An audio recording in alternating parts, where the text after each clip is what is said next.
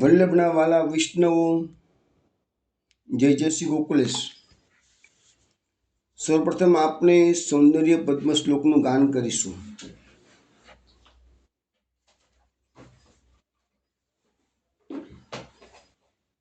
સૌંદર્યમ નિજરદગતમ પ્રગટીતમ સ્ત્રીગૂઢભાવાત્મકમ પુરૂપમ ચ પુનસ્તદંતર્ગતમ પ્રાવિવિશત સ્વપ્રિયે સંશ્લિષ્ટા ઉભયોર્વભૌ રસમયા કૃષ્ણો હિ તત્ સાક્ષિકમ રૂપમ તત્ત્રિતયાત્મકમ પરમભિ ધ્યેયં સદા વલ્લભમ ધ્યેયં સદા વલ્લભમ. વૈષ્ણવો, ગઈકાલે સત્સંગ પછી ગોધરાથી ડૉક્ટર જીતુભાઈ મહેતાએ પ્રશ્ન કર્યો હતો કે આપણે જે પુષ્ટિ માર્ગમાં બધા પાઠ કરતા હોઈએ છીએ એ સમજણપૂર્વક કરવા જોઈએ કે તે વિના ચાલે. ગઈકાલે સમયના અભાવે થોડોક જવાબ આપ્યો હતો, બાકી રહી ગયો હતો. પછી વિચાર્યું કે ભાઈ આ વસ્તુનું છણાવટ હું સત્સંગમાં જ કરી લઉં, એટલે આપણા બધા શ્રોતા વૈષ્ણવોને એ મૂંઝવણ જેની હોય એ બધી ક્લિયર થઈ જાય કે છે. એટલે આજે હું તમને એના વિશે વાત કરવાનો છું કે આ પાઠ કેવી રીતે કરવા જોઈએ આપણે. પરંતુ તે પહેલાં એક કીર્તન શ્રવણ કરી લઈએ. પ્રેમ રસ ભૂતલ પ્રકટ થયો, પછી આ વાત કરીશું આપણે. ભૂતલ પ્રગટ ભયો પ્રેમ રસ ભૂતલ પ્રગટ ભયો ભૂતલ પ્રગટ ભયો પ્રેમ રસ ભૂતલ પ્રગટ ભયો. દેખો રી દેખો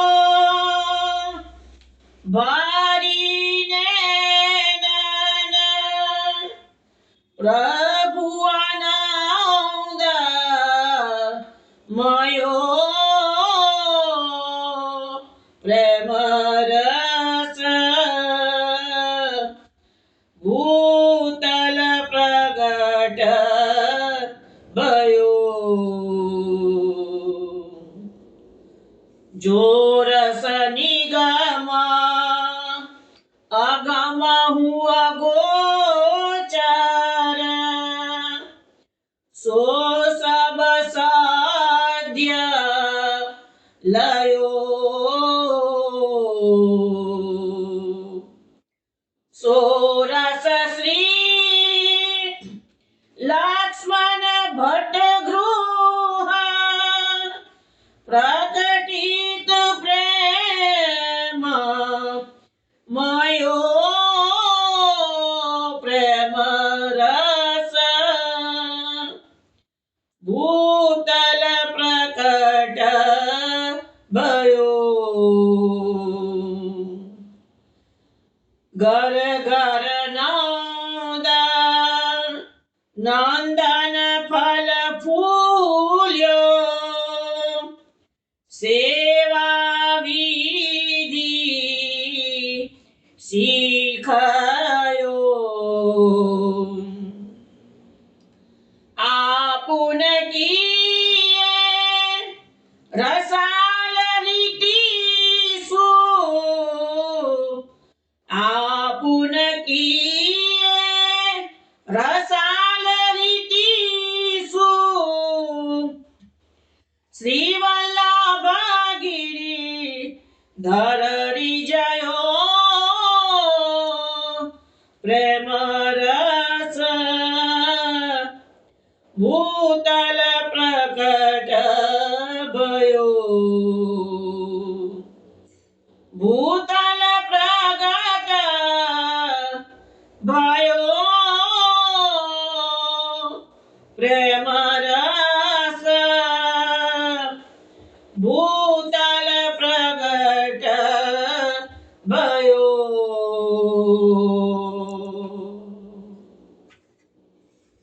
વૈષ્ણવ આ કીર્તન આપે દેવ ગંધાર રાગમાં શ્રવણ કર્યું છે.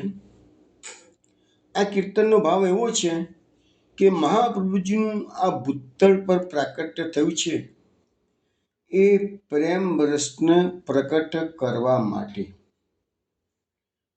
આની પહેલા વૈષ્ણવ ધર્મો બધા હતા જ, પરંતુ જે પ્રેમલક્ષના ભક્તિનો માર્ગ શ્રી વલ્લભે પ્રકટ કર્યો છે એ થોડો વિલક્ષણ છે બીજા કરતાં. અને હું સત્સંગમાં જ્યારે જ્યારે એવા મુદ્દા આવે છે ત્યારે હું સમજાવતું જ કહું છું. તો આ પ્રેમલક્ષના ભક્તિનો વિલક્ષણ માર્ગ મહાપ્રભુજી પ્રકટ કર્યો છે. દેખો રી દેખો ભરી નયન પ્રભુ આનંદમયો. અહીંયા આપણને સમજાવવામાં આવે છે કે અરે મારી આંખો તું જોતો ખરી કે છે. આ આનંદ પ્રભુનો પ્રાકટ્ય શ્રી વલ્લભના રૂપમાં ભૂતલ પર થયું છે કે છે. આ પ્રભુના આનંદકારી કીધેલું છે. આનંદ આપણે કીર્તનમાં આવે છે, આનંદકારી પ્રભુ મંગલકારી અશુભ હરણ જેને પૂરણ કામ. મહાપ્રભુજીનું નામ પણ પહેલું જ નામ છે આનંદ પરમાનંદ શ્રી કૃષ્ણાશ્રમ કૃપાનિધિ. તો આનંદ આનંદના આનંદ છે. સર્વ કૃષ્ણાશ્રમમાં પણ કીધું છે પૂર્ણાનંદ હરિ તસ્માત કૃષ્ણેવ ગતિર્મમ. તો આપણું પૂર્ણાનંદનું પ્રાકટ્ય છે. જો રસ નિગમ અગમહુ અગોચર સો સબ સદ્ય રહ્યો. એટલે જે રસોમાં જે રસનું વર્ણન વેદો કે પુરાણો કરી શકતા અગોચર છે, એ લોકોની ત્યાં આગળ એ વેદો પુરાણોની શક્તિ જ નથી ત્યાં પહોંચવાની કે છે. સો સબ સદ્ય લયો એ તો અહીંયા પ્રકટ કરીને બેઠા. મહાપ્રભુજીના તને હું આરામથી આપી દઉં છું. વેદો પુરાણો આપણી શક્તિ બહારની વાત છે, આટલું બધું સાહિત્ય વાંચવાનું કે છે. તો એ જ વસ્તુ આપણને મહાપ્રભુજીએ સીધી પ્રકટ કરીને આપી દીધી કે છે. આપને ખબર હશે કે વેદો એ પુરુષોત્તમનું વર્ણન કરવા માટે શક્તિમાન થયા નથી, એટલે નેતિ નેતિ કરીને અટકી ગયા છે. ન ઇતિ ન ઇતિ, આ નથી આ નથી, બસ શું છે બતાવો તો એના એ નથી બતાવી શકતા. પણ આ નથી ચોક્કસ વાત છે કે છે. તો કોણ છે બ્રહ્મ? તો નહીં. અને જે થોડું ઘણું વર્ણન મળે છે એ બધું વેદોક્ત પુરુષોત્તમનું વર્ણન છે. જ્યારે પુષ્ટિ માર્ગ વેદાતીત પુરુષોત્તમનો માર્ગ છે. વેદાતીત એટલે વેદો પણ જેને પહોંચી શકતા નથી એવા પુરુષોત્તમનો માર્ગ એ જ આ પુષ્ટિ માર્ગ. સોરસ શ્રી લક્ષ્મણ ભટ્ટ ગ્રહ પ્રકટિત પ્રેમમયો. અને એ જ રસ કે જેનું વેદો પણ વર્ણન કરી શકતા નથી એ જ વલ્લભના રૂપમાં પ્રેમનું સ્વરૂપ એ શ્રી વલ્લભ શ્રી લક્ષ્મણજીના ઘરે શ્રી લક્ષ્મણ ભટ્ટજીના ઘરમાં એ સ્વરૂપ પ્રકટ થયું છે. હવે એમને શું મહાપ્રભુજીએ કર્યું? ઘર ઘર નંદ નંદન ફલ ફૂલ્યો સેવા વિધિ શીખ્યો. મહાપ્રભુજીએ પોતાના સેવકોના ઘેર ઘેર નંદ નંદનનું સ્વરૂપ પધરાઈ આપ્યું. નંદ નંદન કોણ છે? તો વ્રજની અંદર નંદ જશોદાજીને વ્રજવાસીઓને જે સુખ મળ્યું છે એ સુખ મહાપ્રભુજીની કૃપાથી આપણા વૈષ્ણવના ઘરમાં, ગોલોકધામ આપણા વૈષ્ણવના ઘરમાં જ છે, વ્રજમંડળ આપણા વૈષ્ણવના ઘરમાં છે. જ્યાં પ્રભુ બિરાજે છે ત્યાં જ વ્રજ છે, ત્યાં જ ગોલોકધામ છે, ત્યાં જ સર્વ અસખા છે, બધું ત્યાં જ છે. લીલા પણ ત્યાં જ બધી પ્રકટ થાય છે. મહાપ્રભુજી એટલે તો નિરોધલક્ષણ ગ્રંથમાં કીધું છે ગોકુલે ગોપિકાનામ તુ સર્વેશામ વ્રજવાસીનામ યત્સુખમ સંભુત્તન્મે ભગવાન કિમ વિધાસતે. તો શું મને ભગવાન ક્યારેક એ સુખ આપશે જે ગોકુલમાં ગોપિકાઓને મળ્યું છે, વ્રજવાસીઓને મળ્યું છે? તો મહાપ્રભુજી નિરોધલક્ષણમાં એ સુખ મેં માગ્યું છે અને દુઃખ પણ માગ્યું છે. દુઃખ કયું હતું? સુખ તો જ્યારે ભગવાન ત્યાં આગળ પ્રાકટ્ય મથુરાના કારાગૃહમાંથી ગોકુળમાં પ્રભુ પધાર્યા એ ઘડીથી નંદ મહોત્સવની ઉજવણી થઈ ત્યાંથી માંડીને અક્રૂરજીની સાથે જે ગમન કર્યું ભગવાને ત્યાં સુધીનું બધું સુખ બધા બ્રજવાસીઓને મળ્યું છે, પૂરેપૂરું ભગવાનનું. નંદ જશોદા બધાને મળ્યું છે. હા, ચોક્કસ એ વખતે પણ જ્યારે પ્રભુ ગૌચારા માટે પધારતા ત્યાં નંદ જશોદા ગોપિકાઓનો પાછો વિરોધ થતો હતો. પણ એ પ્રભુ જ્યારે અક્રૂરજી જોડે ગોકુળ છોડી વ્રજમંડળ છોડીને મથુરા પધાર્યા અને પછી જે ગોકુળમાં દુઃખ ઉત્પન્ન થયું છે વિરહનું, તો એ પણ મહાપ્રભુ યચ્છિદકમ યશોદાયા નંદાદિનામ ચ ગોકુલે ગોપિકાનામ તદ્દુઃખમ સ્યાન્મમ ક્વચિત. તો એ વસ્તુ મહાપ્રભુજીએ એ સુખ બી માગ્યું છે, એ દુઃખ પણ માગ્યું છે, વિરહનું દુઃખ ને સંયોગનું સુખ. તો અહીંયા ઘર ઘર નંદ નંદન ફન ફૂલ્યો, એ ઘર ઘર એમને નંદનંદનને પ્રકટ કરી દીધા કે એ જ ફળ તમને મહાપ્રભુજી કહે છે, હું તમને એ જ ફળ આપી દઉં છું કહે છે. તો જેવી રીતે નંદ જશોદાજીએ વ્રજવાસીઓએ સેવા કરી છે, એવી રીતે તમે પણ સેવા કરો. સેવા વિધિ શીખ્યો. મહાપ્રભુજી પોતે સેવા પોતે સેવા કરી, આચરણ કરીને એ સેવાની રીત પ્રકટ કરેલી છે. એટલા માટે તો એ કીર્તનમાં આપણે જોયું હતું, સેવા રીતિ પ્રીતિ વજ જનકી જનહિત જગ પ્રગટાઈ. એ જ વ્રજવાસીઓની રીત છે, એ જ આપણે એપ્લિકેબલ કરવાની છે, એ જ મહાપ્રભુજી શીખવાડ્યું છે. આપને કિયે રસાલ રીતિસુ શ્રી વલ્લભ ગિરિધર રીજયો. મહાપુરુષે પોતે જ આ રસાત્મક સેવા માર્ગ પ્રકટ કર્યો, જેને પોતે આચરીને બતાવ્યો છે. અને એ સેવા માર્ગ કેવો છે? તો શ્રી વલ્લભને અને શ્રી ગિરિધરને બંનેને રીઝવી રહ્યા છે. આપણા પુષ્ટિ માર્ગમાં આપણા ઘરમાં જે પ્રભુ બિરાજે છે, તો નંદ જશોદાના ઘેરે નંદ જશોદાની જોડે માગીને ઠાકોર જાતો કે વ્રજવાસીઓના ઘેર જઈને માખણ ચોરી કરી એટલું નહીં, પેલી ગોપિકાને કહે કે મને ભૂખ લાગી છે, તું ખાવા આપ. તો એ નંદનંદનનું સુખ આપણને મળે. આપણા ઘરે પણ પુષ્ટિ માગણી આ એક લાક્ષણિકતા છે કે ઠાકોરજી માગીને આરોપે છે અહીંયા. હવે એ તો જેના પર કૃપા હોય એના પર બધાને તો માગતા નથી હોતા, પણ આજે બી એવા ઉત્તમ પ્રકારના ભગવદીઓ છે કે જ્યાં આ પ્રકારની ઠાકોરજી સામે ચાલીને એ સુખને આપતા હોય છે.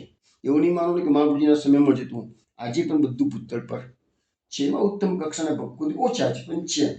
હવે વૈષ્ણવ, આપણે થોડી વાર પહેલા જે વાત કરી કે આપણે બધા નિત્ય નિયમના પાઠ કરતા હોઈએ છીએ, થોડો વધારે પાઠ બધા જ કરતા હોય છે, પરંતુ એની અંદર સમજણપૂર્વક કરવા જોઈએ, સ્પષ્ટ ઉચ્ચારથી કરવા જોઈએ, તો કેવી રીતે પ્રેમથી કરવા જોઈએ, તો કેવી રીતે કરવા જોઈએ, એ મૂંઝવણ આઈ થિંક દરેક વૈષ્ણવનો આ પ્રશ્ન હોય છે જ. તો હું હવે થોડુંક શ્રીમદ ભાગવતના આધારે એનો જવાબ તમને આપું છું, અને પછી છેવટે હું તમને મારા પોતાના વિચારો રજૂ કરું છું. તો હવે પહેલી વાત એ કે આપણું જે સાહિત્ય છે, પર્ટિક્યુલરલી મહાપ્રભુજીના ગ્રંથો મેક્સિમમ તો, અને શ્રીમદ ભાગવત અથવા તો ગીતાજી, આપણે જે લગભગ આ બધા વસ્તુમાં આપણે લોકો પાઠ કરતા હોઈએ છીએ. હવે આપણે આ બધા પાઠ કેવા સંસ્કૃત ભાષામાં છે. આપણા લોકોનું સંસ્કૃત જ્ઞાન ઘણું નબળું છે. એટલે આપણને જે સાચા ઉચ્ચારો કરવાનું હોય ને, એ આપણા માટે અઘરું પડે છે. તો આપણે અર્થની જગ્યાએ ઘણી વખતે અનર્થ પણ થઈ જતો હોય કે છે. તો શું કરવું જોઈએ? તો એ બાબતમાં થોડી સાવચેતી રાખીએ અને થોડોક પ્રયત્નશીલ બનીએ, પણ એમની ગાડીના ભરવાની માફક નહીં કે પેલા પુસ્તકમાં છપાઈને આવી છે એટલે આપણે વાંચી કાઢ્યા, પાઠ કરી દીધા, ધન્ય થઈ ગયા, એવું નહીં. કારણ કે એક વસ્તુ તમને સમજાવો વૈષ્ણવો, કે આપણા પુષ્ટિમાર્ગનું જે સાહિત્ય અત્યારે અવેલેબલ છે ને, એમાં મેજોરિટી, બધું નથી કહેતો પણ મેજોરિટી પ્રૂફ રીડિંગ થતી જ નથી. અને પ્રૂફ રીડિંગ થતી નથી, હું તમને આજે થોડાક એક્ઝામ્પલ્સ પણ કોટ કરીશ કે કેવા પ્રોબ્લેમ અમે ફેસ કરેલા છે. તો એ પ્રૂફ રીડિંગના કારણે હવે એક વસ્તુ છે કે જેને પુસ્તકો છપાવી દીધા, એને પોતાના સગાવાલામાં આપી દીધા, એટલે મેં 2 લાખ રૂપિયા 2 લાખ રૂપિયા ખર્ચો કરી નાખ્યો. એટલે પેલાને એમ લાગે મેં મારા પિતાશ્રી પાછળ સરસ કામ કરી દીધું. નો ડાઉટ સારું કામ છે, પણ જે પ્રિન્ટર પાસે તમે પ્રિન્ટિંગ કરાવો છો, એ પ્રિન્ટરોનું કોઈ વિદ્વાન પાસે, જાણકાર પાસે પ્રૂફ રીડિંગ તો કરાવો. પ્રૂફ રીડિંગ કરાવતા નથી. અલ્ટિમેટલી શું છે, એ બધા ખોટા શ્લોકો છપાઈ જતા હોય. ખોટા શ્લોકો છપાઈ જાય એના કારણે જેને હવે આપણા સંસ્કૃતનું નોલેજ હોતું નથી એટલે આપણે તો ખોટા જ પાઠ કરે.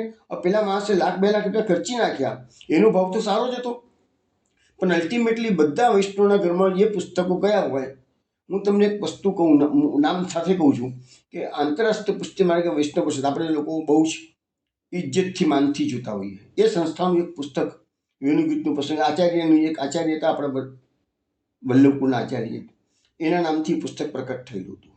એમાં અમે જોયું તો લગભગ બધા શ્લોકોમાં ભૂલો હતી વેણુગીતના. એટલે હવે એક વસ્તુ અમે તો સમજી ગયા કે આમાં વેણુગીતમાં આટલી બધી ભૂલો આ લોકો કરી છે. એવરેજ વૈષ્ણવ તો શું વિચારે કે આંતરરાષ્ટ્રીય પુષ્ટિ માર્ગે વૈષ્ણવ પરિષદ અને એનું અને હવા પ્રખર જાણીતા બાળકનું આચાર્યનું એના પર વક્તવ્ય છે એટલે આપણે પરફેક્ટ જ માની બેસીએ ને, પણ એમાં તો ઘણી ભૂલો હતી. દુઃખ થાય એમને, પણ અમે પણ લાચાર છે કહી શકાય. એટલે કે એમને બધાને સમજાવવાનું છે કે થોડુંક સમજણની જે જરૂર છે એના માટે જરૂર છે કે ક્યાંક પેલા પ્રિન્ટર એક ભૂલ કરેલી છે તો તમે સમજીને પાઠ કરશો તો ખ્યાલ આવશે આમાં કંઈ ગરબડ છે. તો તમને કદાચ સાચી વસ્તુ જાણવા ના મળે, પણ તમને ત્યારે ડાઉટ જાય કે ગરબડ છે તો તમે તમારા કોઈ આચાર્ય હોય અથવા તો કોઈ વિદ્વાન શાસ્ત્રી તમારી ઓળખાણ પીછાનો હોય ત્યાં જઈને એને પૂછો, મૂંઝવણ રજૂ કરો કે ભાઈ આ વસ્તુ આવી લખી છે બરાબર છે કે આમાં કંઈક ભૂલ થાય છે કે ભાઈ મારી સમજવામાં ભૂલ થાય છે એમ. એટલા માટે આ સમજવાની જરૂર છે. છતાં આપણને ભાગવત શું કહે છે આપણે જોઈએ. શ્રીમદ ભાગવતમાં ભગવાનના નામનું મહત્વ સમજાવતા અનેક શ્લોકો છે. આજે તો બધા શ્લોકો ના લઈ શકાય એક જ સત્સંગમાં તો, પણ થોડાક શ્લોકો હું તમને આજે સમજાવું છું કે શું કહેવા માંગે છે. આપણો 2 પ્રશ્ન છે. એક તો સમજણપૂર્વક પાઠ કરવો જોઈએ, એક પ્રશ્ન, અને બીજું પ્રેમથી કે ભાવથી પાઠ કરવો જોઈએ, આ બીજો પ્રશ્ન. એ બંનેના જવાબો તમને શ્રીમદ ભાગવતમાંથી આપું છું.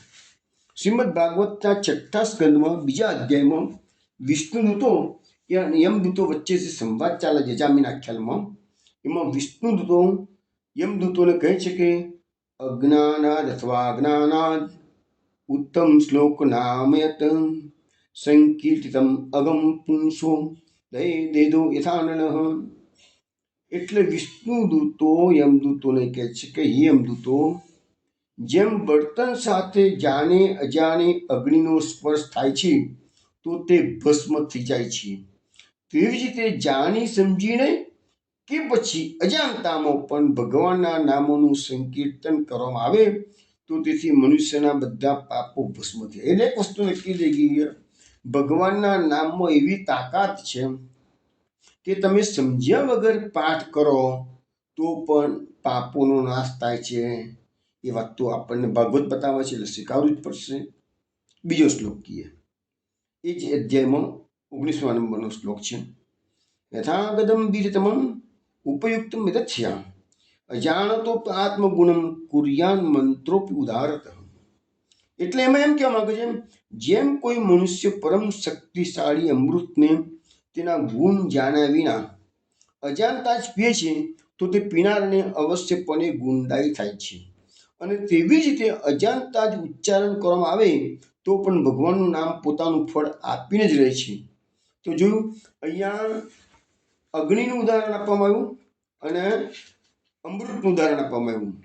વિષ્ણુદૂતો આપે છે કે જેવી રીતે અગ્નિમાં પગ પડશે દાઝાવાનો જ છે, તમને ખબર હોય કે ના હોય. અજાણતામાં અમૃત પી ગયા એટલે તમે અમર થઈ જ જવાના છો. અજાણતામાં વિષ પીશો તો તમે એને ઝેર થઈ મરવાના જ છો. અજાણતામાં પણ તમને ડૉક્ટરે દવા લખી આપી છે, તમે દવા લો છો, તમને ખબર છે દવામાં શું આવે છે શું નથી આવતું, તમે કશું જાણતા જ નથી ને, છતાં તમારો રોગ મટે છે કારણ કે તમે ડૉક્ટર પર શ્રદ્ધા રાખી છો. તો જેવી રીતે તમે ડૉક્ટર પર શ્રદ્ધા રાખીને દવાનું પાન કરો છો, એવી રીતે તમારે આપણા શાસ્ત્રો પર શ્રદ્ધા રાખી અને ભગવાન નામનું પાન કરવાનું છે. જેવી રીતે રોગ મટે છે એવી રીતે આ ભવરોગ મટી જશે. હવે આ અજ્ઞાન અથવા કરવાનો જે શ્લોક છે એના પરથી જ મહાપ્રભુજી આપણને નવરત્ન ગ્રંથમાં આજ્ઞા કરી છે, અજ્ઞાન અથવા જ્ઞાનાત કૃતમાત્મનિવેદનમ અહીં કૃષ્ણ સાત્કૃત પ્રાણિષ્ઠ સામકા પરિદેવના મહાપ્રભુજી પણ આપણને કહે છે કે અજ્ઞાનથી કે જ્ઞાનથી પણ તમે જે કહો તો આત્મનિવેદન કરી દીધું અને તમે તમારા પ્રાણ કૃષ્ણને અર્પણ કરી દીધા, પછી તેસામ કા પરિદેના, પછી ચિંતા શું કરવા કરો છો તમે?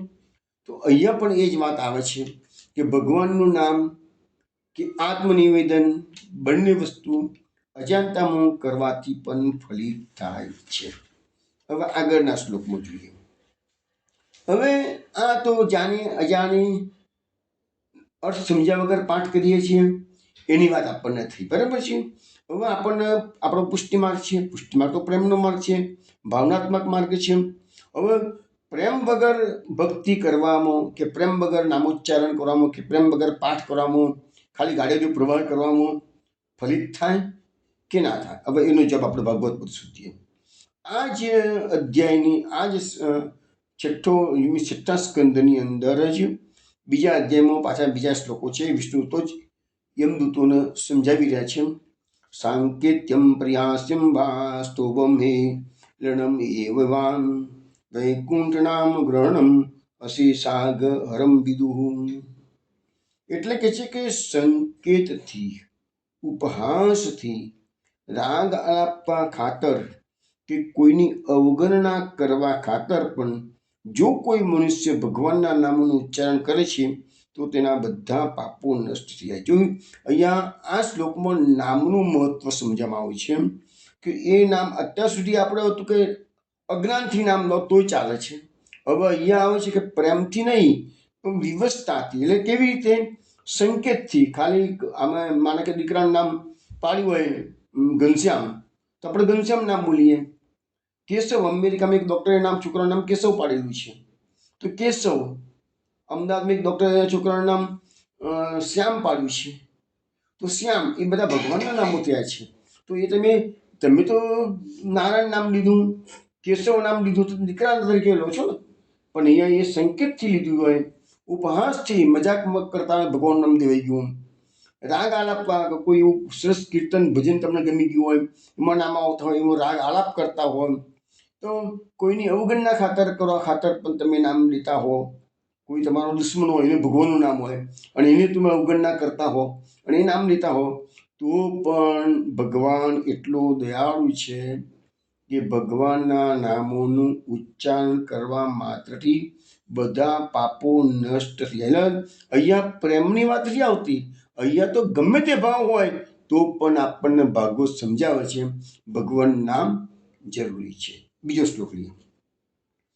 પતિત સ્ખલિતો ભગ્ન સંદ્રષ્ટસ્તપ્ત આરતઃ હરિરિતિ અવસેનાઃ પુમાન અરતિ યાતનામ. જો મનુષ્ય પડતી વખતે આપણે રસ્તામાં જતા હોય પગ લપસી જાય, પગ લપસતા આપણે ઘણી ઘણી એવો બાપરે મરી ગયો, એની જગ્યાએ અહીંયા શું કે છે આ લોકો ભાગવતમાં સમજાવે છે? તમે અચાનકતામાં પડી જાઓ, પગ લપસી જાય, શરીરનું ભંગ થાય, કોઈ ફ્રેક્ચર બગચર થાય, સર્પદંશ થઈ જાય, ઓચિંતો ઓ માપરે મરી ગયો, ઉવા કરીએ છીએ ને, તો એ કહે છે આગમાં પગ પડી જાય ગમે ત્યારે, ઘાયલ તમે થઈ જાઓ એક્સિડન્ટ વગેરેમાં, તો પણ વિવશતાથી પણ હરિહરી એવા આપણે બાપરે ઉવા એમ કર્યા ન કરતા એવી ટેવ પાડવાની કે એવી તકલીફની વચ્ચે પણ આપણા મોઢામાંથી હરિહરી, કૃષ્ણ કૃષ્ણ, હરે કૃષ્ણ એવું નીકળવું જોઈએ. એટલે એવી ટેવ પાડવાની. આ બધું શું છે? એક દિવસમાં આ બધી હેબિટ નહીં કેળવાય, એને હેબિટમાં થોડો સમય લાગશે. પણ અહીંયા આપણને આ શ્લોકમાં છઠ્ઠો સ્કંદ બીજો અધ્યાય 15મો શ્લોક છે. એમાં કહે છે કે ગમે તે સમયમાં વિવશતાથી એટલે મજબૂરીથી, અનાયાસે, જાણીને નહીં, પ્રેમથી નહીં, અજાણ્યાથી હરિહરિ એવા ભગવાનના નામનું ઉચ્ચારણ કરે છે તે યમ યાતનાને પાત્ર થતો નથી. જો એટલે અહીંયા પ્રેમથી પણ ના લો તો પણ ચાલે એવું આપણને કહેવામાં આવે છે.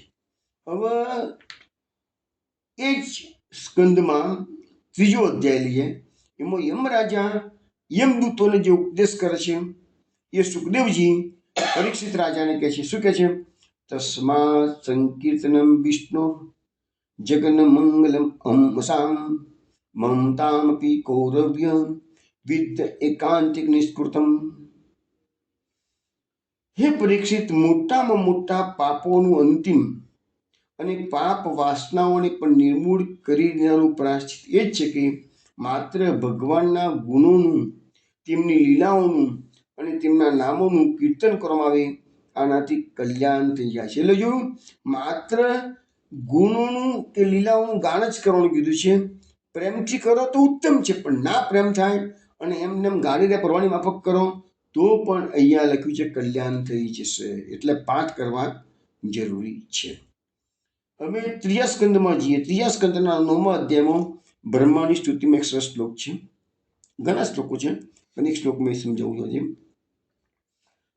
એવું ના માનશો કે આટલા શ્લોકો સમજાવું, એટલા જ ભાગવતમાં શ્લોકો. ભાગવતમાં તો ઘણા શ્લોકો છે, પણ મને જેટલા હાથ પર ઇમિજિએટલી આવ્યા એટલા મેં તમને સમજાવું છું.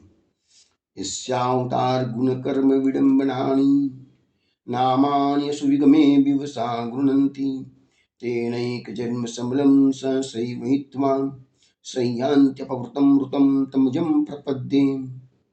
અહીંયા બ્રહ્માજી ભગવાનની સ્તુતિ કરતા કહે છે કે જેઓ પ્રાણ ત્યાગ સમયે આપણા અવતાર, ગુણો અને કર્મો સૂચવનારા નામોનું વિવશ થઈને પણ ઉચ્ચારણ કરજો. અહીંયા વિવસા ગૃહંતી શબ્દ વાપરે છે. વિવસા ગૃહંતી એટલે ગુણગાન ગાવાના ભગવાનના પ્રેમથી કરો તો ઘણું ઘણું ઉત્તમ છે. પણ અહીંયા આપણને ભાગવતકાર સમજાવે એ પ્રેમ ના નીકળે તો કશો વાંધો નથી. વિવશ થઈને બળજબરીથી કરતા હોય, બેરે બેરે ભગવાનનું નામ નીકળતું હોય તો એ ચાલશે, પણ ભગવાનનું નામ લો. તો વિવશ થઈને પણ જે લોકો ઉચ્ચારણ કરે છે તેઓ અનેક જન્મોના પાપોમાંથી તત્કાળ છૂટી જાય છે અને બ્રહ્મપદને પામે છે. એવા અજન્મા ભગવાનને હું શરણે છું, એવું બ્રહ્માજી ભગવાનની સ્તુતિમાં કહે છે કે ભગવાનના અવતારના, ગુણોના અને કર્મોનું નિરૂપણ કરનારા નામોનું વિવશતાથી પણ ઉચ્ચારણ કરવું જોઈએ. હવે 12મા સ્કંદમાં જઈએ. 12મા સ્કંદના 12મા અધ્યાયમાં ભાગવતની સંક્ષિપ્ત વિષય સૂચિ લગભગ 45 શ્લોકોમાં આપી છે. આખા શ્રીમદ ભાગવતના 18,000 શ્લોકોનો સાર આ 45 શ્લોકોમાં આપવામાં આવેલો છે. પહેલેથી 45. 12મો સ્કંદ, 12મો અધ્યાય, નંબર 1 થી નંબર 45. એમાં ચોખ્ખું લખેલું છે પ્રથમ સ્કંદમાં આ વાત આવે છે, દ્વિતીય સ્કંદમાં આ વાત આવે છે, તૃતીય સ્કંદમાં આ વાત આવે છે. એવી રીતે 12 સ્કંદનું વિષય સૂચિ એટલે ફક્ત ઇન્ડિકેશન્સ અંદર મળેલા છે. તો એમ કહેવાય છે કે ના કથાકારો એવું વર્ણન કરે છે કે 45 શ્લોકોનો જે તમે પાઠ કરો તો તમને 18,000 શ્લોકોનું પાઠ કર્યાનું ફળ મળે. એક વાત.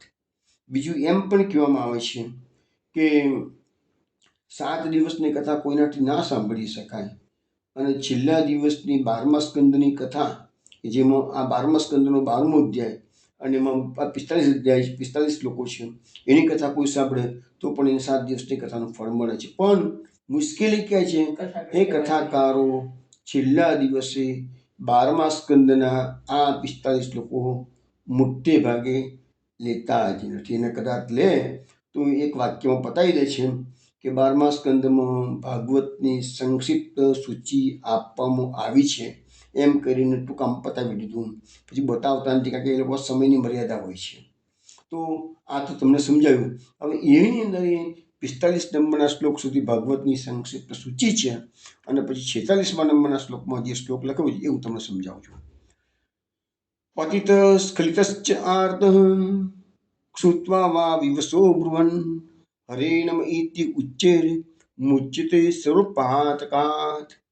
જે મનુષ્ય પડતા આથરતા, લપસતા, દુઃખ પડતા, છીંક ખાતા, વિવસ્થાથી પણ ઊંચા અવાજે હરે નમ એમ બોલે છે તે બધા પાપોથી મુક્ત થઈ જાય છે.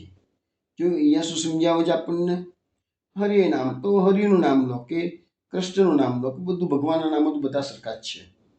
પણ તમે એવા ઊંચા અવાજે પડ્યા. આજે મેં તમને કહું કે થોડા પહેલાં કે દુઃખ પડે એટલે આપણે ઉમા કરીએ કે મા બાપને આપણે બાપા કરીએ. અમારા ડૉક્ટર મનુભાઈ શાહ આવતા હતા ને, બહુ પરમ ભગવદીય વૈષ્ણવ હતા. ઘણું ખરું કંઠસ્થ હતું. આખી રાસ પંચાયત મોઢે બોલતા હતા. એટલી 80-85 વર્ષની ઉંમરે પણ એટલી બધી એમની મગજની શક્તિશાળી કામ કરતી હતી. આખી શ્રુતિ ગીતાની કારિકાઓ અમે એની પાસેથી જ પ્રેરણા લીધેલી. રાસ પંચાયતની શ્રુતિ ગીતાની કારિકાઓ બધી કાકાએ જ અમને સમજાવ્યું કે આ કરો પાઠ કે છે. પણ એ કાકા અમારે ઘરે આવે ને તો 85 વર્ષની ઉંમર કે 80 વર્ષની ઉંમરે શરીરની તકલીફો એટલે ઊભા થતા બેસતા ઓ બાપા એમ જ બોલતા હતા. હું કહું કાકા હવે તમે આટલું બધું જાણકાર છો, તમે તો વર્ષો સુધી વલ્લભકુળનો સંગ કરેલો છે, તો પછી તમે શું કરા બાપા બોલો, હરિહરિ બોલો ને ના કરતો. તો પણ એ કબૂલ કરે, પાછા બીજે દિવસે આવે તો બાપા જ બોલે. એટલે એ હેબિટ પડી ગઈ ને. તો આપણે પણ આપણી હેબિટ એવી કરવાની છે કે ઊંચા થતા બેસતા, જમવા બેઠા હોય તો હરિહરિ, સુવા બેઠા હોય તો હરિહરિ, કૃષ્ણ કૃષ્ણ, હરે ગોવિંદ, ગોવિંદ દામોદરમાં, તો જે તમને ગમતું હોય ભગવાનના. હા, એક વાત છે કે આ બધા જે ભયસ્થાનો છે હું તમને થોડી વાર બતાવું છું. એ ભયસ્થાનોમાંથી મુક્ત થવાનો મહાપુરુષે આપણને એક માર્ગ બતાવી દીધો છે. તસ્માत् સર્વાત્મના નિત્યમ શ્રી કૃષ્ણ શરણમ મમ વદદભીરેવ સતતમ સ્ત્રીવ મિત્યેવ મે મતિઃ. હવે આ બધા પાઠ કરવામાં સંસ્કૃત ભાષાની આપણી પકડ ના હોય, અજાણતામાં દોષ થઈ જાય, અપરાધ થઈ જાય, તો કલ્યાણ થવાની જગ્યાએ દોડો ભગવાન તો બહુ દયાળુ છે, ચિંતા ના કરશો, એવું ગભરાવાની પણ જરૂર નથી. પણ આપણને મહાવીર સરસ રસ્તો બતાવી દો કે ભાઈ સદા સર્વદા નિત્ય શ્રી કૃષ્ણ શરણમ મનું રટન કરવું. એમાં તો કોઈ ભૂલ થવાની નથી. શ્રી કૃષ્ણ શરણમ મમ, મમ નથી, મમ. એટલે એ શ્રી કૃષ્ણ છે, શરણમ છે અને મમ છે, આટલું યાદ રાખવાનું બસ. તો તમારો કોઈ દોષ પડતો નથી. અને સતત પણ આ કરવામાં પણ મુશ્કેલી ક્યાં છે, એ તમારું રટન છે ને, હેબિટ થશે ને તો 24 કલાક અંદરથી નીકળશે. અને હેબિટ નહીં થાય ને તો 10-15 મિનિટમાં નીકળી જશે. એટલે આ બધામાં શું છે, હેબિટ પાડવાની જરૂર છે. પછી એટલે અહીંયા કીધું કે ઊંચેથી હરે નમઃ પડતા આકડતા દુઃખ પડતા ગમે તે થાય અને એવી ટેવ પડી હરે નમઃ અથવા તો કૃષ્ણ ગતિનો જે તમને યોગ્ય લાગે એ અંદરથી નીકળવું જોઈએ. પછીના શ્લોકમાં 47 શ્લોકમાં કહે છે સંકીર્ત્યમાનો ભગવાન અનંત સુતાનુભાવો વ્યસનમી પુંસામ ભવિષ્ય ચિત્તમ વિધ્નોત્યશેષ થાત મૂર્ખો ભ્રમી વાતિ વાત.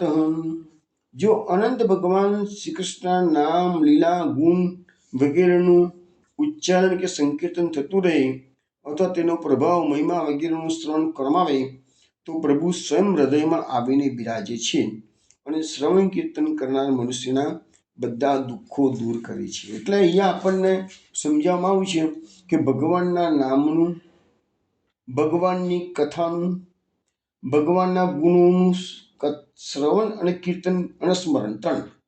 શ્રવણ તમે અત્યારે જે કરો છો બસ શ્રવણ કરો છો, હું બોલું છું, કીર્તન કહેવાય. કીર્તન એટલે જે અસખાની વાણી જે કીર્તન એવું નહીં. કીર્તન એટલે કોઈ કથા થતી હોય કીર્તન જ કહેવાય. શ્રવણ કીર્તન અને શ્રવણ કર્યા પછી તમારે એનું સતત વાગોળતા રહેવાનું એટલે સ્મરણ થયું કહેવાય. આપણામાં 3 વસ્તુ નવધા ભક્તિની અંદર પેલી 3 ભક્તિ આ બતાવી છે.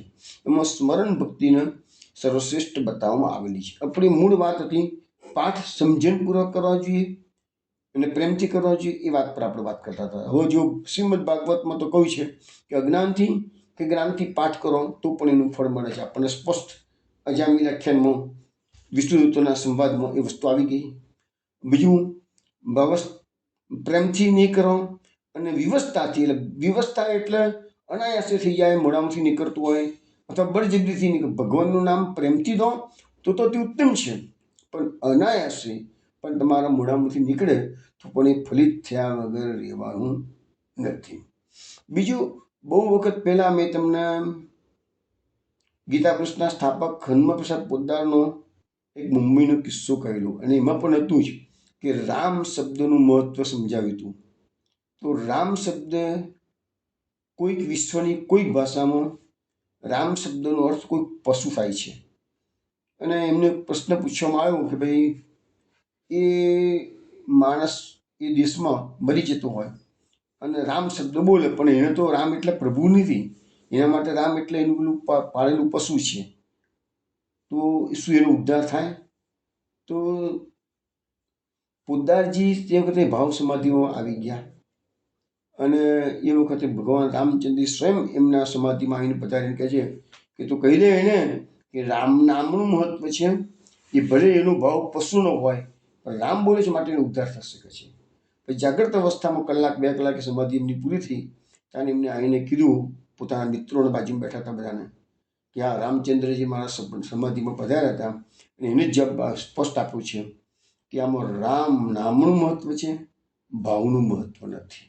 તો આપણો પુષ્ટિ માર્ગમાં તો સેવાનો માર્ગ છે, ભાવનાત્મક માર્ગ. જો એમને પણ તમે ભગવાનનું નામ લો તો ઉદ્ધાર થાય, તો તમે ભાવથી ને પ્રેમથી સેવા કરો તો ઉદ્ધાર થાયમાં કોઈ નવાઈ થોડી છે. હવે આપણે આ બધી વાત નવરત્ન ગ્રંથમાં બે વસ્તુ કીધી છે કે આત્મનિવેદન જેને કરેલું છે અજ્ઞાનથી જ્ઞાનથી, તો પછી ચિંતા કરવાની જરૂર નથી. પછી મહાપ્રભુજીએ સેવા ભક્તિવર્ધિની ગ્રંથમાં પણ એક સુંદર વાત કરી છે કે સેવાયામ વા કથાયામ વા યસ્યા શક્તિ નિધા ભવેત યાવત જીવમ તસ્નાસો ન પાપી ઇતિ મતિર્મ. તો અહીંયા મહાપ્રભુજી સેવાનું અને કથાનું બંનેનું મહત્વ સમજાવતા કહે છે કે જો તમારી જીવન પર્યંત આસક્તિ, હવે જે આસક્તિ થઈ ધેટ મીન્સ કે પ્રેમ થયો. એટલે મહાપ્રભુજીનો માર્ગ તો પ્રેમનો માર્ગ છે. અહીંયા વિવસ્થાથી નથી વાત આવતી. ભલે ભાગવતકાર વિવસ્થાથી વાત કરે છે પણ મહાપ્રભુજી ના, અમારા માર્ગમાં તો પ્રેમ મુખ્ય છે. પછી સેવા કરો તોય પ્રેમ અને કથા કરો તો પ્રેમ. યસ્યા શક્તિ લીધા ભવે, અહીંયા મહાપ્રભુજીનો એંગલ જુઓ આપણે કે આસક્તિપૂર્વક સેવા કરવાની અને આસક્તિપૂર્વક કથા કરવાની. યાવત જીવન, તમે જીવો ત્યાં સુધી. પાછા એવું નહીં કે અમુક ઉંમર પછી જ નહીં, જીવો ત્યાં સુધી.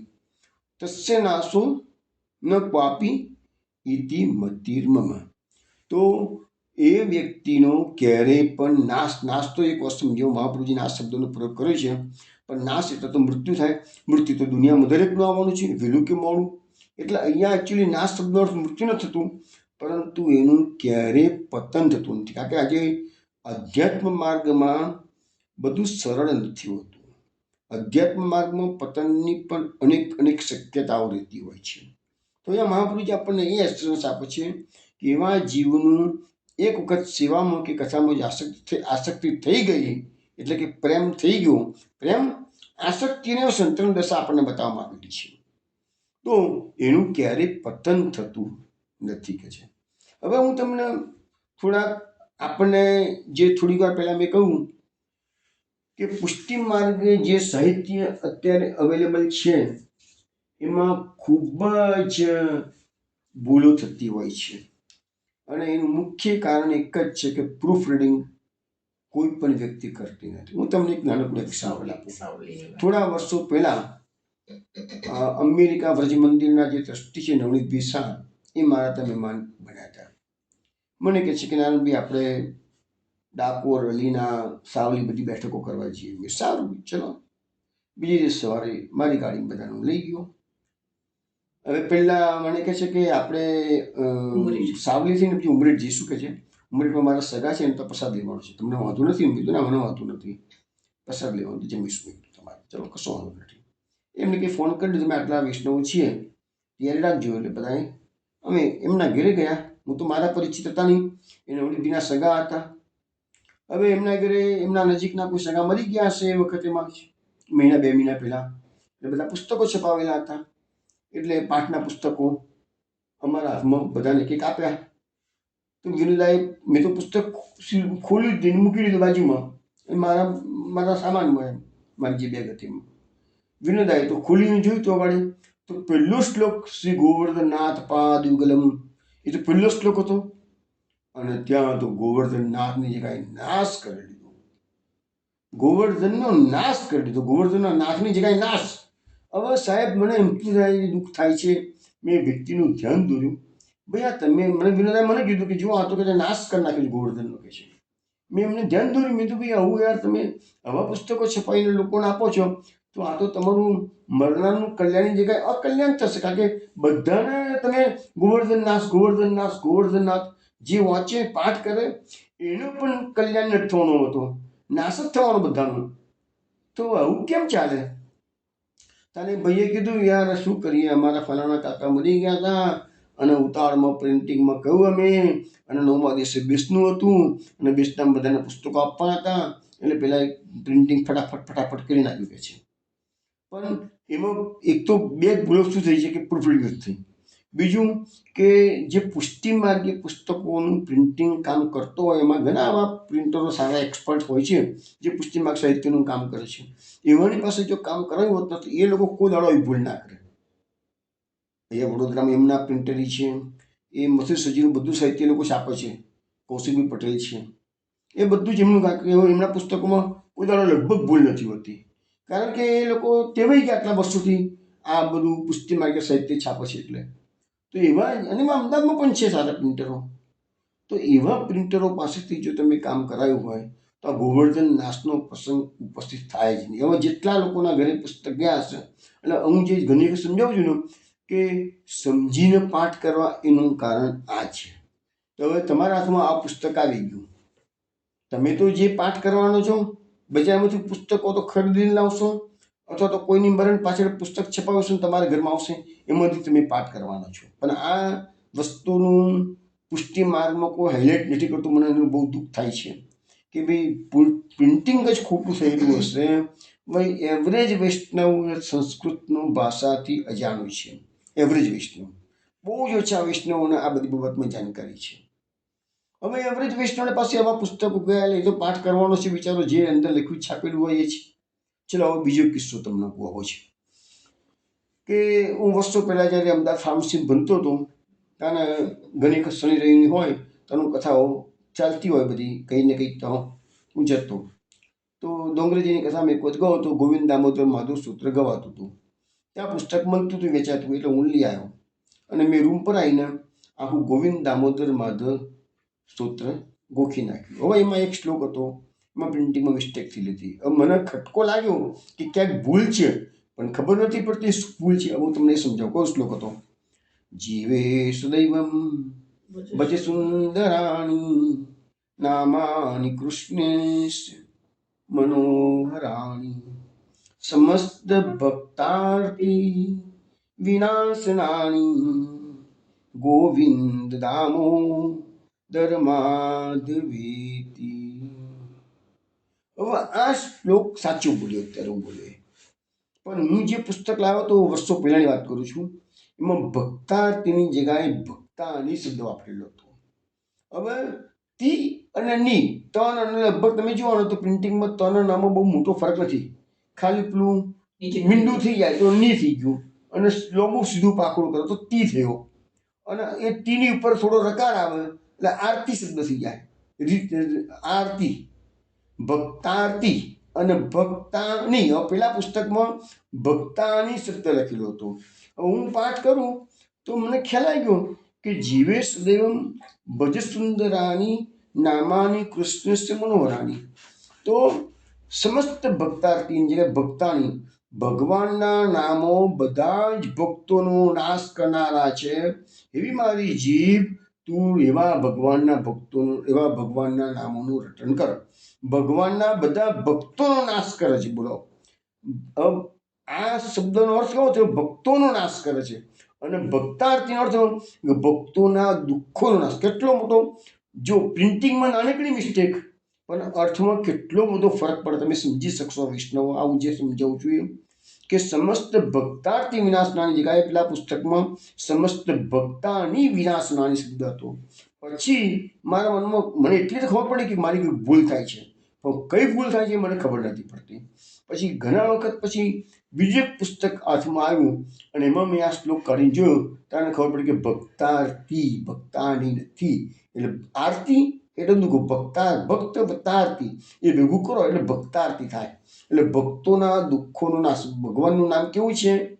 તો ભક્તોના દુઃખોનો નાશ કરનારું છે.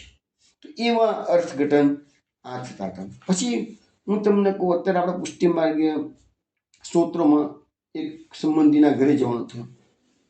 એ વડીલ પાઠ કરતા હતા ગિરાધરાષ્ટકનો. એમાં પણ આ ભૂલ થઈ એમની. હું સાંભળતો હતો, કલિંદ જાકુલ દુકુલ હારી. સાચો શબ્દ શું છે? કલિંદ જાકુલ દુકુલ હારી. હવે એ વ્યક્તિ યદુકુલ હારી શબ્દ બોલે. મેં કીધું, વડીલ તમે આ શું કરો છો? યદુકુલ હારી અને દુકુલ હારીમાં ય વચ્ચે ક્યાં ઘુસાડી દીધો તમે? દુકુલ હારી એટલે શું? દુકુલ એટલે વસ્ત્ર, હારી એટલે વર તો ભગવાને જે ચીર હરણ લીલી ચીર કલિંદજા કુલ કલિંદજા એટલે યમુનાજી કુલ એટલે કિનારો યમુનાજીના કિનારે ભગવાને જે ચીર હરણ લીલા કરી એનો ઉલ્લેખ અહીંયા શ્રી મહાપ્રભુજી ગિરિરાજષ્ટકમાં કરી રહ્યા છે. તો એ વૈષ્ણવ બોલતા હતા કલિંદજા કુલ યદુકુલહારી. યદુકુલહારીનો અર્થ શું થયો કે યદુકુલનું હરણ કરી નાખે. ભગવાન યદુકુલનું હરણ કરવાના હતા કે ગોપીઓના વસ્ત્રોનું હરણ કરે છે. પણ એ વૈષ્ણવ મોટી ઉંમરના હતા. મેં પ્રેમથી એમનું ધ્યાન દોર્યું મને કે ના હું પહેલાં તો સ્વીકારે પણ તૈયાર નતા થયા.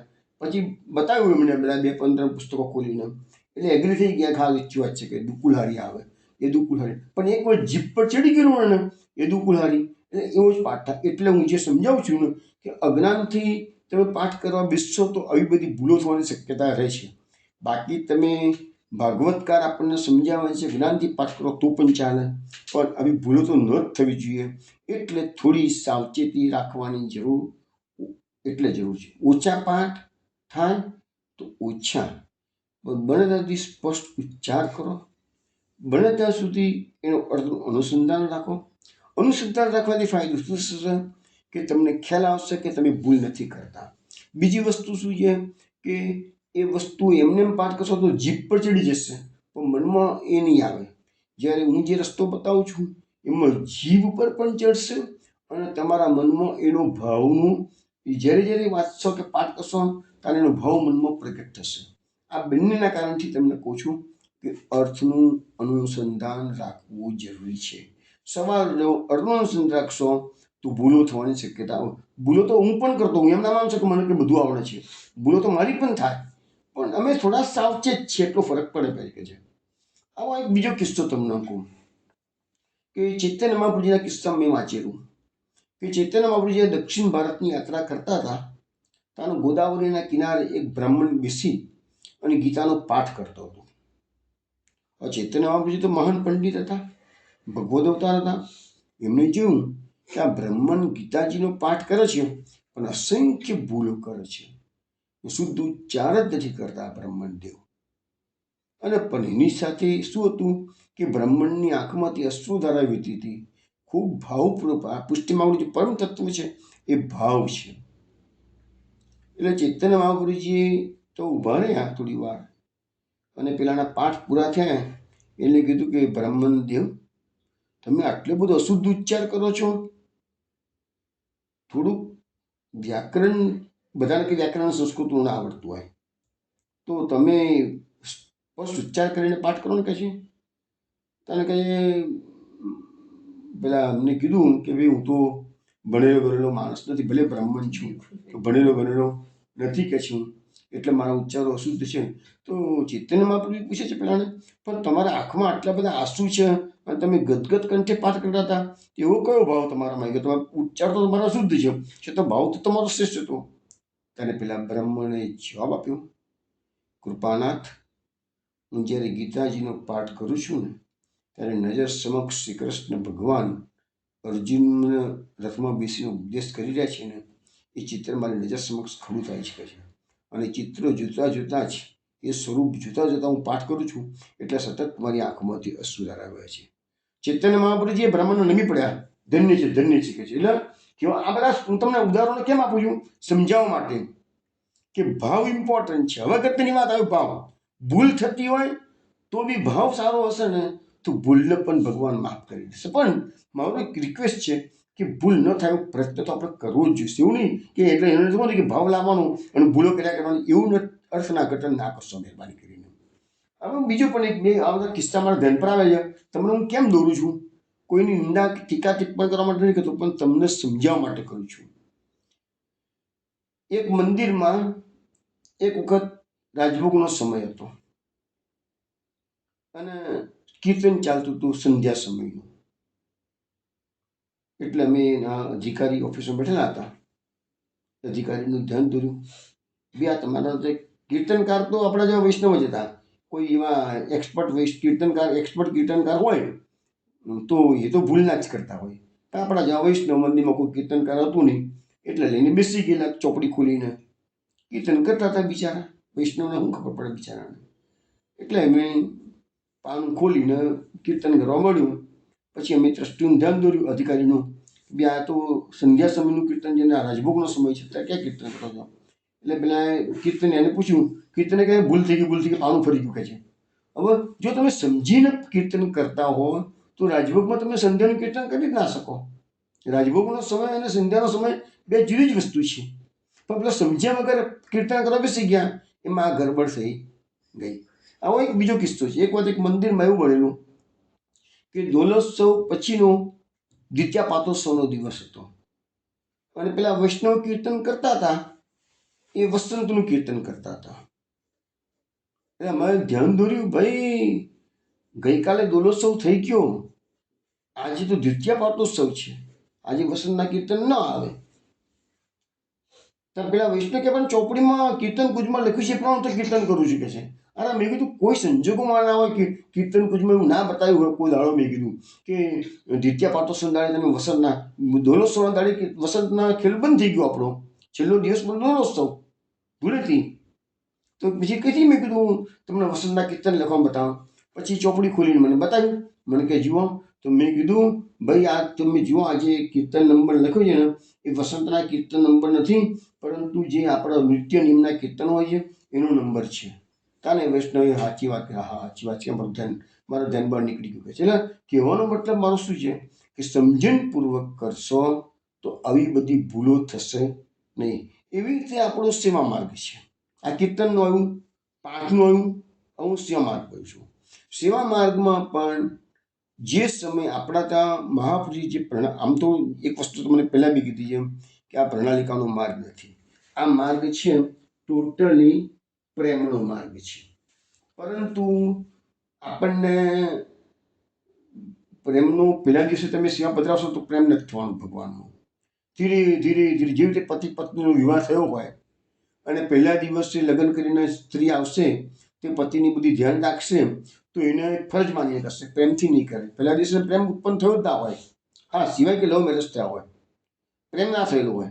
પણ જેમ જેમ સહેવાસ વધશે, એકબીજાના ગુણધર્મોનો અનુભવ થશે અને પછી એક પ્રેમમાં પરિવર્તન થશે. એવી રીતે ઠાકોરજી તમે તમારા ઘરે પધરાવશો તો પહેલા દિવસે તમને ઠાકોરજીમાં પ્રેમ ન પણ થાય, પણ થાય તો બહુ ઉત્તમ વસ્તુ છે, પણ ન પણ થાય.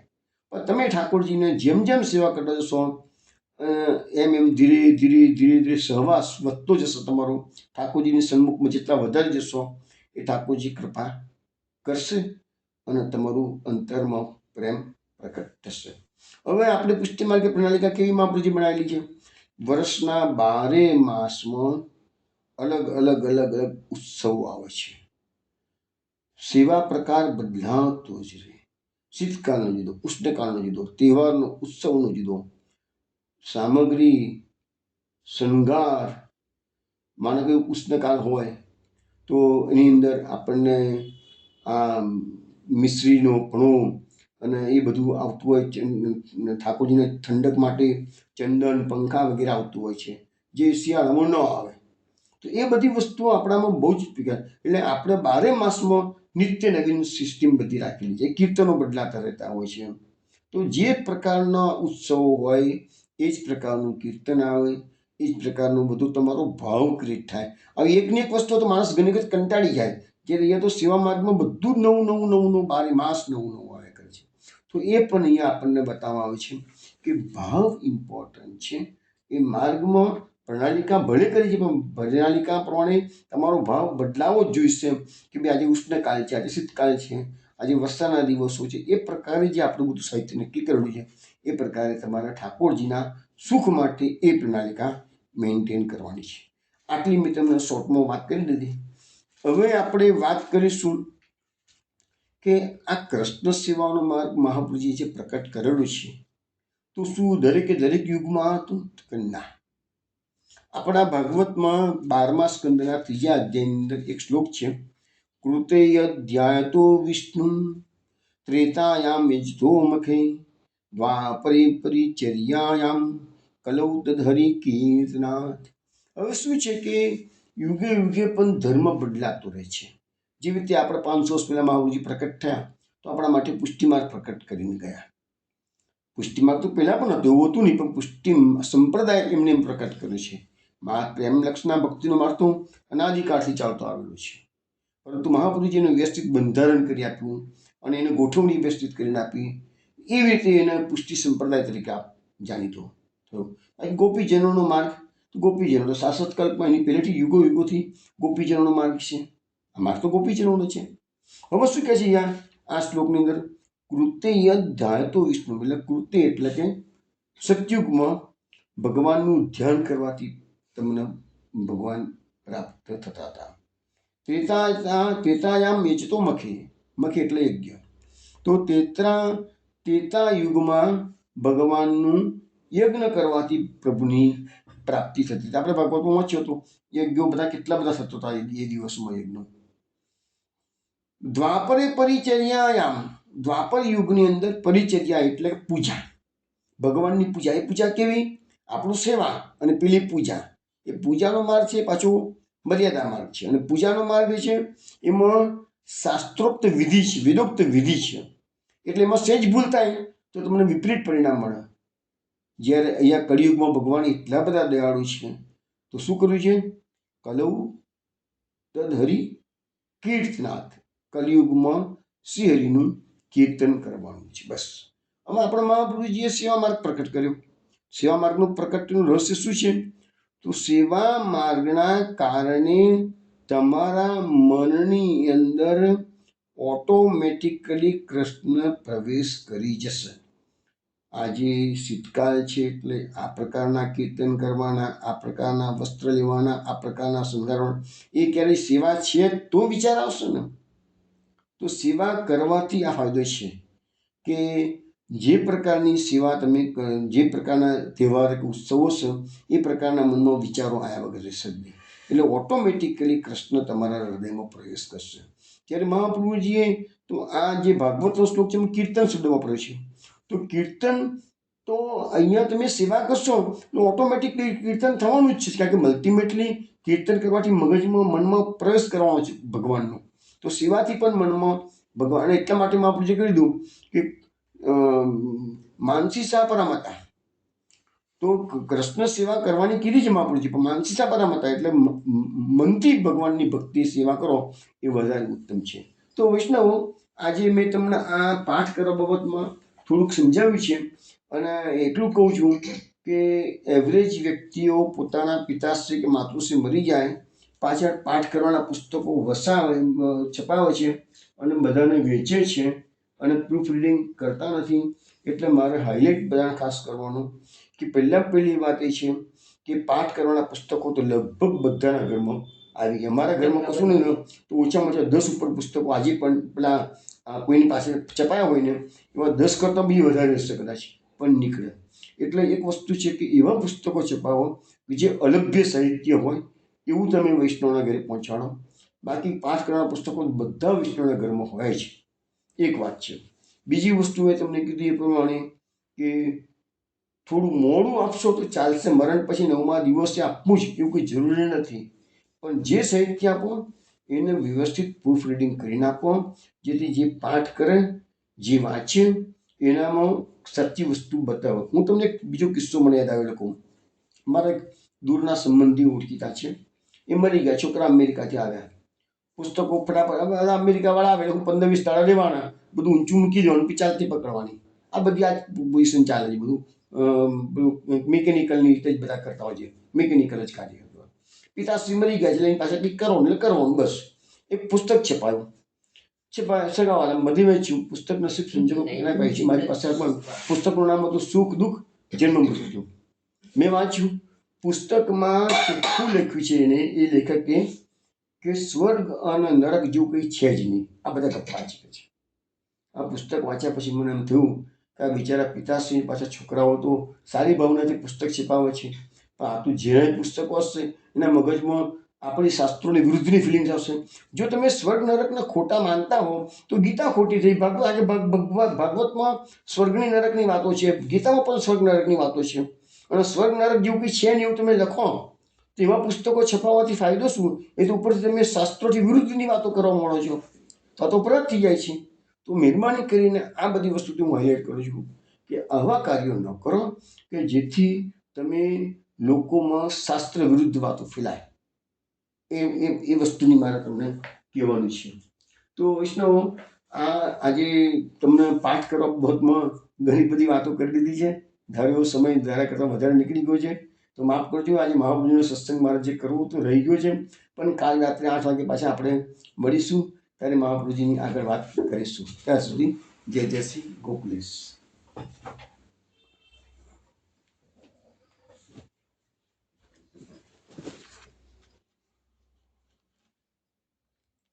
કદમે ખડી નથી